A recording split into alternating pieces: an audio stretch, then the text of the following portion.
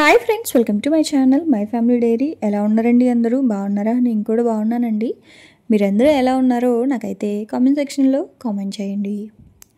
So ఇంకా ఏంటి Bharati bread తీసుకొచ్చింది అనుకుంటున్నారు కదా. ఇవాళ రెసిపీ వచ్చేసి బ్రెడ్ హల్వా అనమాట. సో ఇంక ఇవాళ స్పెషల్ ఏంటి అంటే, అందరూ ఇప్పుడు ఈ టైంలో అందరూ కూడా వన భోజనాలకి, గార్డెన్ పార్టీ అని ఇలా వెళ్తూ ఉంటారు కదా. సో ఇవాళ మేము మా అపార్ట్మెంట్లో అందరూ కాదు కానీ కిట్టి పార్టీ టీం ఉంటుంది కదా. సో మేము మాత్రమే అనమాట. ఏంటి అంటే బయటికి వెళ్ళడానికి కుదరట్లేదు, అందుకని చెప్పేసి టెర్రస్ పార్టీ చేసుకుంటున్నాం. అందరూ గార్డెన్ పార్టీ చేసుకుంటే మేము టెర్రస్ పార్టీ అనమాట. అంటే మేడ మీద అందరూ భోజనాలు అంటే ఒక్కొక్కరు ఒక్కొక్క ఐటెం తీసుకొని వచ్చి అందరూ కలిసి తిందాంలే అని చెప్పేసి. సో అయితే నాకు స్వీట్ వచ్చిందనమాట. సో స్వీట్లో ఏం చేద్దామా అని ఆలోచిస్తూ ఉంటే గులాబ్ జాము మొన్న కిటీ పార్టీ రోజు కూడా ఆంటీ గులాబ్ జామ్ తీసుకొచ్చారు. సో గులాబ్ జామ్ కూడా రొటీన్ అయిపోయింది, కాలాకండ ఇవన్నీ రొటీనే కదా అని చెప్పేసి ఇంకా మొన్న నా మ్యారేజ్ డే రోజు కూడా మోతిచూర్ లడ్డు ఇచ్చాను.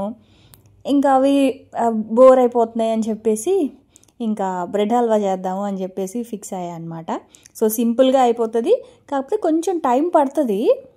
అందుకే భోజనాలు అన్నీ అయిపోయిన తర్వాత పెట్టుకున్నాను అనమాట ఈ పని. ఏం లేదండి, చాలా సింపుల్ రెసిపీయే. ఫస్ట్ అయితే సన్ఫ్లవర్ ఆయిల్ కొంచెం అయితే వేసుకోవాలి, డీప్ ఫ్రైకి సరిపడా. మరి కడాయి నిండుగా అలా వేయకండి, కొంచెం కొంచెం వేసుకుంటూ ఇలాగా ఫ్రై చేసుకోండి. ఒక ప్యాకెట్ అండి ఇది. బ్రెడ్ హల్వాలో అడ్వాంటేజ్ ఏంటంటే మనం కొంచెం చేసినా సరే ఎక్కువ క్వాంటిటీ వస్తుంది.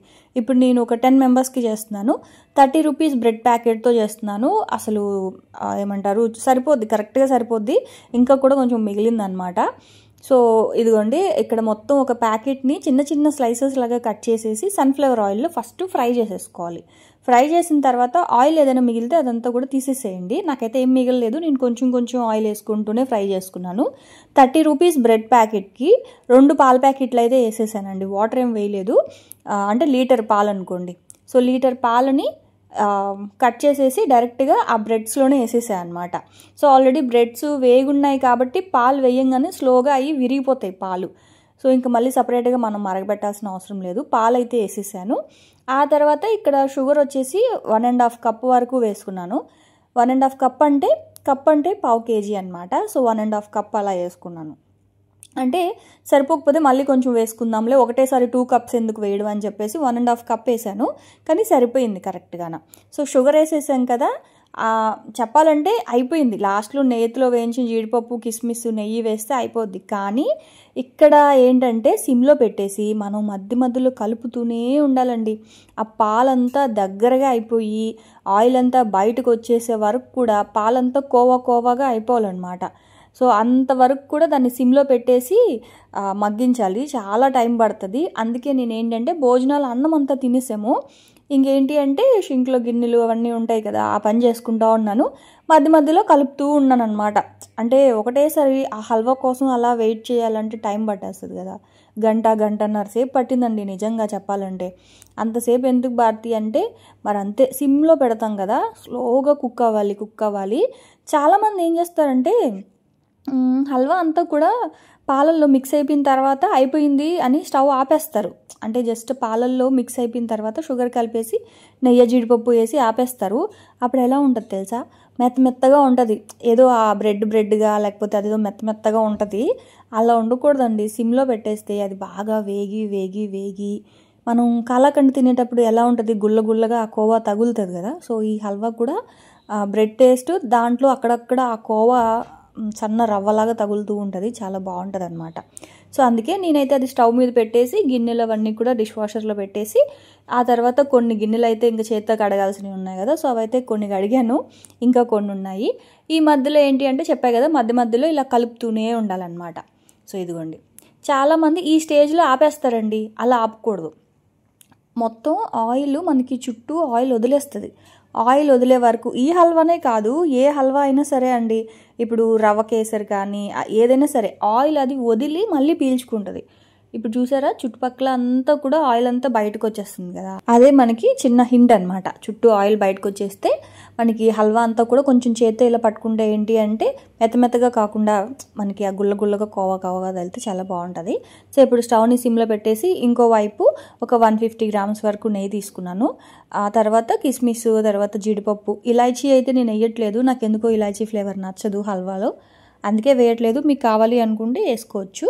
సో అది కూడా వేసేసి ఇదిగోండి ఇలా మంచిగా పైన వేసేసి కలపకూడదు, ఆ నెయ్యి అంతా పైన ఇలా వేసేసి స్టవ్ ఆపేసి మూత పెట్టేసేయాలన్నమాట. సో అప్పుడు ఏంటి అంటే కొంచెం సేపు అయిన తర్వాత కలుపుదాము, ఆ నెయ్యి ఫ్లేవర్ అంతా కూడా పట్టుకుంటుంది. అదేంటి వాటి బ్రెడ్ నెయ్యిలో ఫ్రై చేయొచ్చు కదా అని అస్సలు చేయకండి, చాలా వెగటు కొట్టేస్తుంది అనమాట. ఎందుకంటే అంత బ్రెడ్ కనీసం ఒక పావు కేజీ వరకు పడుతుంది అనమాట. దాన్ని ఏమంటారు, పావు కేజీ అండి, ఇంకా ఎక్కువే పడుతుంది ఆ బ్రెడ్ అంతా వేగడానికి. సో అంత నెయ్యిలో ఏంటి అంటే బాగా వెగడ కొట్టేస్తుంది, తినబుద్ధి అవ్వదు. అందుకే నేను ఎప్పుడు కూడా ఏంటి అంటే సన్ఫ్లవర్ ఆయిల్లోనే ఫ్రై చేసి లాస్ట్లో ఇట్లా నెయ్యి అంతా పైన అయితే వేసేసి మూత పెట్టేస్తాను. సో అదైతే అయిపోయింది, వేడిగా ఉంది కదా, అదైతే పక్కన పెట్టేసి ఇంకా గిన్నెలు కూడా కడిగేసాను. పనిలో పని ఇంకా చెప్పాను కదా ప్యారలల్గా ఇంకా భోజనాలన్నీ అయిపోయినాయి కాబట్టి కొంచెం కిచెన్ అంతా కూడా క్లీన్ చేసేస్తే ఒక పని అయిపోతుంది. ఎందుకంటే మళ్ళీ రేపు నాకేంటంటే ఎక్కడికైనా వెళ్ళాలి అంటే అసలు ఇంట్లో పనే తెవలదండి, అదేంటో కానీ మామూలు టైంలో త్వరగానే అయిపోద్ది. ఇంకా బయటికి ఇలా వెళ్ళాలి, అందరం 12:30కి అలా కలుద్దాం అనుకున్నాం అనమాట పైన. సో ఇంకా వీళ్ళు వెళ్ళిన తర్వాత ఇవి సర్దా అవి సర్దా పూజ చెయ్య ఇట్లాగే అయిపోతుంది టైం అంతానా. సో అందుకే ఇంక ముందు రోజే చేసుకునేసాను. ఇదేం దేవుడికి అయితే ఏం పెట్టేది కాదు, మేము తినడానికే కదా అని ఇంకా ముందు రోజే చేసాం అనమాట.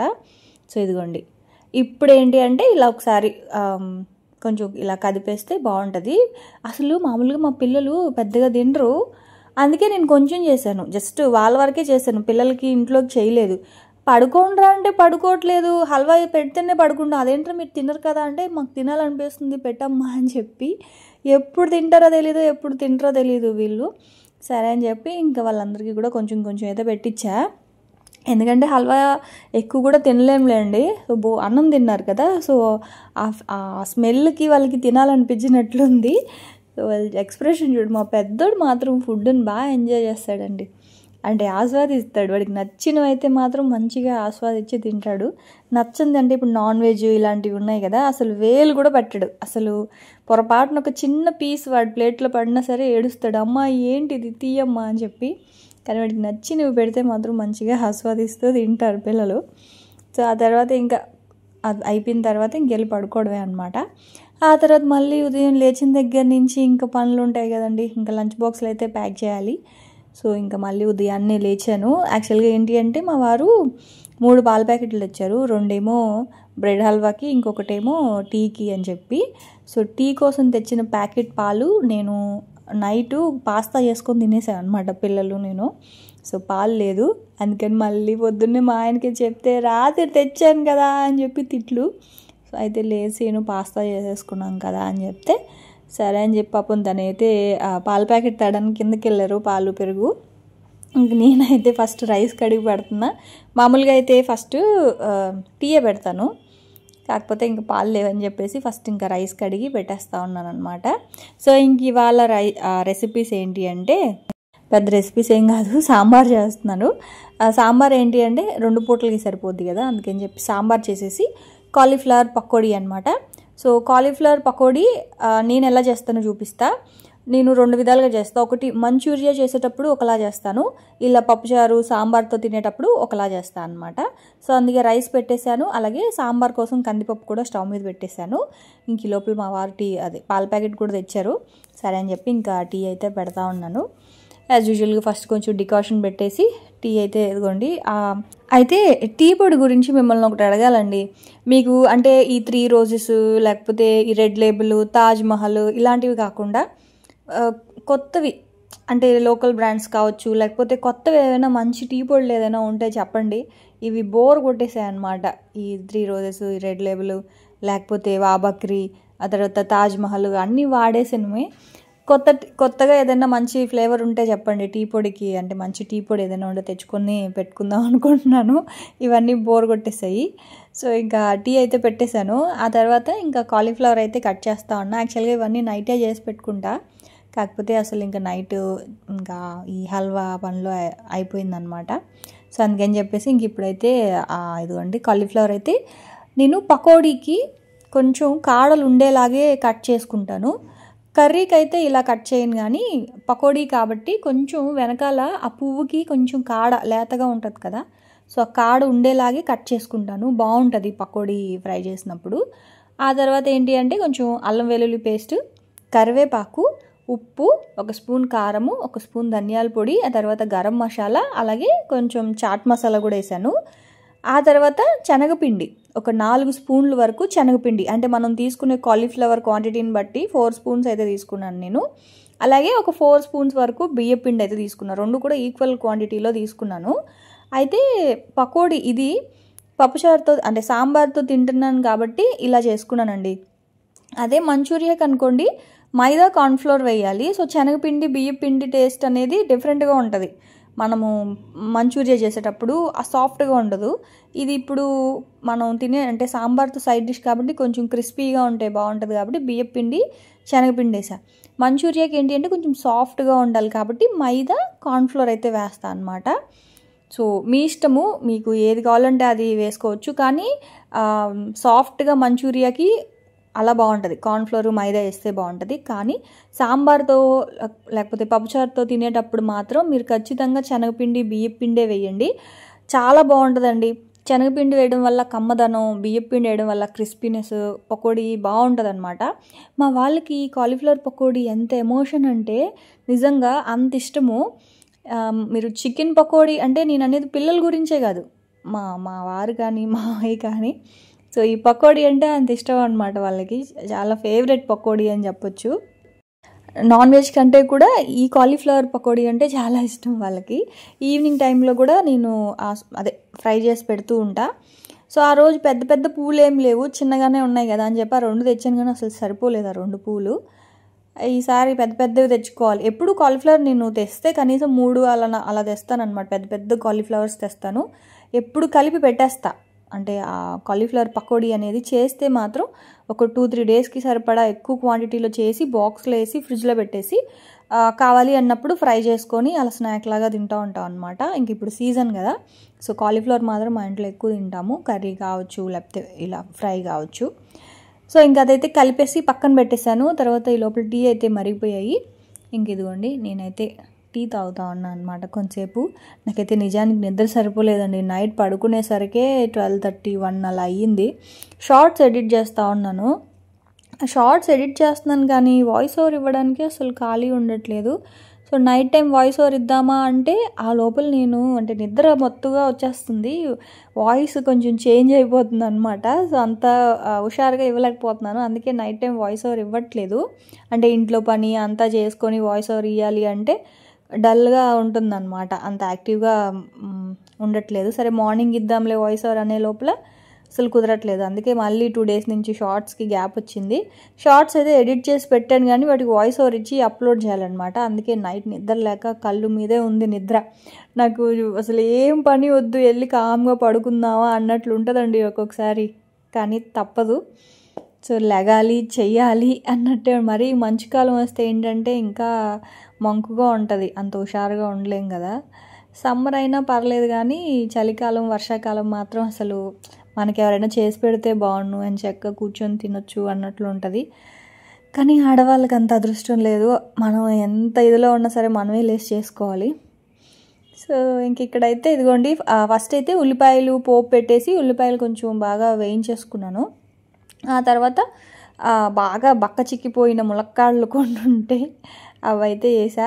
వాడిపోయిన దోసకాయ ఒకటి ఉంటే అదే హాఫ్ ఉంటే అది కూడా వేసా. ఇంకంతే, ఇంక వేరే ఏం లేవు కాయగూరలు, తెచ్చుకోవాలి. సో దోసకాయ ములక్కాడ సాంబార్ అనమాట. జస్ట్ ఫ్లేవర్ కోసం మాత్రమే, ఎవరు తినరు.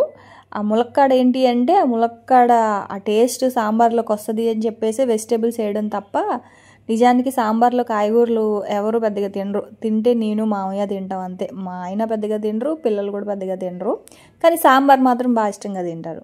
సో పప్పు అయితే ఇంకా మిక్సీ చేసేసి ఇంకా వేసేసాను. సాంబార్ పొడి, కారము, ధనియాల పొడి, తర్వాత కొంచెం జీలకర్ర పొడి, ఇంగువ, ఇట్లా అన్నీ అయితే వేసేసాను. అయితే ఏమైందంటే సాంబారు నిండుగా ఉంది కదా, నేను మామూలుగా కుక్కర్ పెట్టేస్తాను. అంటే కుక్కర్ మూత పెట్టేసి ఒక 2 విజిల్స్ పెడతాను. నిండుగా ఉంది కదా, కుక్కర్ మూత పెడితే పొంగిపోద్దేమో, బయటకు వచ్చేస్తుంది సాంబార్ అని చెప్పి మూత పెట్టకుండా ఉడికించాను. అయితే ఫస్ట్ ఒక 5 మినిట్స్ మాత్రం కొంచెం ఉడకాలి కదా, అందుకని హై ఫ్లేమ్లో పెట్టి తర్వాత మంట తగ్గించేస్తాను. అయితే ఇప్పుడు ఏమైంది, హై ఫ్లేమ్లో పెట్టి మంట తగ్గించే వరకు ఉండకుండా పిల్లలకి పెరుగన్నం పెడదామని చెప్పేసి వెళ్ళాను. వాళ్ళకి పెరుగన్నం పెట్టే లోపల అది బాగా ఉడికిపోయి పొంగిపోయి మొత్తం అంతా వచ్చేసింది. ఏదైతే మూత పెడితే పొంగిపోద్ది అని అనుకున్నానో, నేను మూత పెట్టకపోయినా కూడా పొంగిపోయింది అనమాట. దేవుడా, ఏంటి నేను ఏదనుకున్నా ఇలా అవుతుంది అని చెప్పి మళ్ళీ మంట తగ్గించాను. కానీ పొంగిపోవడం అయితే మాత్రం ఆ నొరగంతా పొంగిపోయింది. ఇప్పుడు మొత్తం అంతా క్లీన్ చేసుకోవాలి. చిరాకు పని నాకు అది. ఇంకా మొత్తం అంతా చచ్చినట్టు ఇదిగోండి, మళ్ళీ అంతా క్లీన్ చేసుకున్నాను. క్లీన్ చేసేసి ఇంకా సాంబారు అన్నంలో అయితే పక్కన పెట్టేసా, కొంచెం చల్లారుతుంది కదా, చల్లారాక బాక్స్ కడదాంలే అని చెప్పి. ఇంక ఈ లోపల ఇదిగోండి పకోడీ అయితే పెడుతున్నాను. ఇంకా బ్రేక్ వచ్చేసి ఇది ఉంది కదా డ్రాగన్ ఫ్రూట్, సో అవి అయితే పెట్టేశాను. చెక్కలు అయితే అయిపోయాయండి, మళ్ళీ చేయమంటున్నారు, మళ్ళీ చెయ్యాలి. సో చెక్కలు మాత్రం జంతికల కంటే కూడా చెక్కలకి ఎక్కువ ఫ్యాన్స్ అయిపోయారు మా వాళ్ళు. సో చెక్కలే బాగున్నాయమ్మా, జంతికలు వద్దు చెక్కలే చెయ్యమ్మా అని అంటున్నారు. సరే చేస్తానులే అని చెప్పి చెప్పాను అనమాట. సో ఇంకా ఇదిగోండి కాలీఫ్లవర్ పకోడీ అయితే అయిపోయిందనమాట. సో ఇది చూడండి, చాలా బాగా కరకరలాడుతూ ఉండే. అంటే బియ్యపిండి వేయడం వల్ల ఏంటంటే అంత త్వరగా మెత్తబడిపోవు. ఆ తర్వాత ఇంకా వాళ్ళని స్కూల్కి పంపించి ఇంట్లో పని అంతా అయిన తర్వాత ఇంక నేను కూడా ఇలా రెడీ అయ్యానండి. యాక్చువల్గా అయితే చీర కట్టుకుందాం అనుకున్నాను కానీ నా వల్ల కాదు. ఇప్పుడు దానికి మళ్ళీ ఇంకో గంట సేపు. మెయిన్ ఏంటంటే బ్లౌజెస్ పట్టట్లేదు, వాటికి కుట్లు ఇప్పాలి. ఏం భారతి నువ్వు అంత లావ్ అయిపోయావా అంటే, ఏమోనండి నేను లావ్ అయ్యానో అర్థం కావట్లేదు, ఆ బ్లౌజులు టైట్ అయ్యాయో అర్థం కావట్లేదు. కానీ మొత్తానికి అవి సరిగా సరిపోకుండా అట్లా ఉంటాయి. అందుకే చిరాగ్గా ఎందుకులే అని అంత టైం వేస్ట్ చేయడం ఇష్టం లేక డ్రెస్ వేసేసుకున్నాను. ఆ తర్వాత నైట్ చేసిన హల్వా ఉంది కదా, అది మీరు అనుకోండొచ్చు అంత ఆయిల్ ఉందని, మొత్తం అంతా హల్వా మళ్ళీ పీల్చేస్తుంది అనమాట. సో అదంతా కూడా బాక్స్లో పెట్టుకున్నాను. అలాగే కొంచెం ఆవకాయ పచ్చడి ఉంది కదా, అది కూడా పెట్టుకున్నా. అంటే టమాటా పప్పు తీసుకొస్తున్నారు, సో టమాటా పప్పుతో ఆవకాయ పచ్చడి బాగుంటుంది కదా అని కొంచెం పెట్టుకున్నా అనమాట, పట్టుకెళ్దాం అని చెప్పి. ఆ తర్వాత ఇదిగోండి, ఇది యోగా రూమ్. యాక్చువల్గా మేము ఎప్పుడు కూడా ఇక్కడే కూర్చుంటాము, కిట్టి పార్టీ అప్పుడు కూడా. సో ఇంక ఇక్కడ ఏంటి అంటే, ఈ టైంలో మామూలుగా అయితే మనం ఉసిరి చెట్టు కింద కూర్చొని తింటాం కదా. యాక్చువల్గా కింద అయితే ఉంది, మా అపార్ట్మెంట్ కింద ఒక ఉసిరి చెట్టు అయితే ఉంది. కానీ అంటే ఇంకా రోడ్డు దగ్గరగా అయిపోతుంది, సో ఎండగా అట్లా ఉంటుంది, ఎందుకులే అని చెప్పేసి ఇంక మేము ఉసిరి చెట్టునే మేడపైకి తెచ్చుకున్నాం అనమాట. అంటే ఉసిరి చెట్టు తులసమ్మని ఇలా కుండీలో వేసుకొని పైన పెట్టుకొని అక్కడ చిన్న దీపంలాగా పెట్టి అప్పుడు ఇంక తెచ్చినవన్నీ కూడా అక్కడ పెట్టేసి తింటూ ఉన్నాము. సో ఏమేమి తెచ్చామంటే, నేను వచ్చేసి బ్రెడ్ హల్వా, ఒకళ్ళు వచ్చేసి రైసు పెరుగు, ఆ తర్వాత ఇంకొకళ్ళు వచ్చేసి వంకాయ కర్రీ, మిరియాల చారు, ఆ తర్వాత ఇంకొకళ్ళు వచ్చేసి కొబ్బరి అన్నము, దొండకాయ ఫ్రై, ఆ తర్వాత ఇంకొకళ్ళు వచ్చేసి అంటే ఒక్కొక్కళ్ళు ఒక్కొక్కటి అనమాట, పచ్చడి గారెలు, తర్వాత ఇంకొకళ్ళు వచ్చేసి పెరుగన్నము, పులిహోర, ఇట్లా టమాటా పప్పు అట్లా అనమాట. ఒక్కొక్కళ్ళు ఒక్కొక్క ఐటెం అయితే తెచ్చుకున్నాము. మొత్తం ఒక 10 మంది. సో ఈ 10 మంది ఇద్దరైతే ఆబ్సెంట్ అయ్యారనమాట. సో వాళ్ళకి ఇంకా కుదరలేదు, రాలేదు. సో ఇంక మొత్తం మేము ఒక 8 మెంబర్స్ అనమాట. ఇంకా అలా కూర్చొని మాట్లాడుకుంటూ సరదాగా అలా తింటూ ఉన్నాం. యాక్చువల్గా బయటగానే ఉంటే ఇంకా చాలా బాగుండేది. కాకపోతే ఇంకా చెప్పాయి కదా, అందరికీ బయటికి వెళ్ళడానికి కుదరట్లేదు. సరే అని చెప్పేసి ఇంక ఇలా అయితే అరేంజ్ చేసుకున్నాం అనమాట. అందరూ గార్డెన్ పార్టీకి వెళ్తే మేమేమో టెర్రస్ పార్టీకి వెళ్తున్నాము, అదే టెర్రస్ పార్టీ చేసుకుంటున్నాము.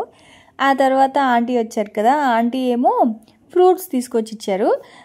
సీతాఫలము అలాగే బనానాస్ అయితే ఇచ్చారనమాట. అదే ఒక్కొక్కరు ఒక్కొక్కటి తెస్తామని చెప్పాం కదా, సో అట్లాగా ఆంటీ ఏమో అవి తెచ్చారు. కాకపోతే ఏంటంటే ఆంటీ అంటే కింద వాళ్ళు రిలేటివ్స్ ఎవరో ఉన్నారని చెప్పేసి పైన భోంచేయలేదు, కిందకి తీసుకెళ్లారనమాట.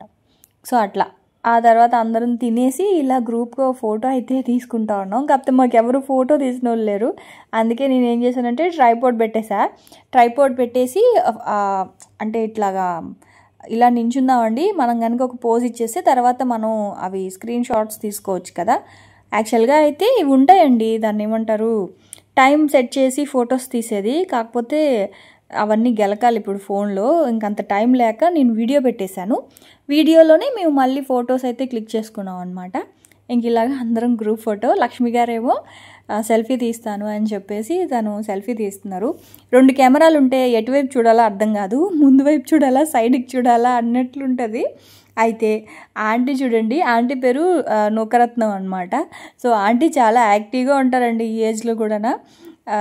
అది ఉసిరి చెట్టుకి ఇలా కూర్చొని తీద్దాం ఫోటో అని చెప్పేసి అడుగుతూ ఉన్నారు. భలే అనిపించింది. నేనేమో పొడవు, ఎలా అంటే ఎక్కడ కూర్చోవాలో అర్థం కాదు, కూర్చోవాలా నించోవాలా అన్నట్లుగానా. సరే అని చెప్పి నేను మోకాల మీద ఇలా అయితే నించున్నాను. తర్వాత ఇంక అందరం అలా కూర్చొని ఫోటో సెల్ఫీ అయితే తీసుకుంటూ ఉన్నాం అనమాట. ఒకవైపు వీడియో రికార్డ్ అవుతుంది, ఇంకోవైపు లక్ష్మి గారు అయితే సెల్ఫీస్ తీస్తూ ఉన్నారు. సో మొత్తానికి అలా అయితే అయిందండి ఇంక ఇవాళ.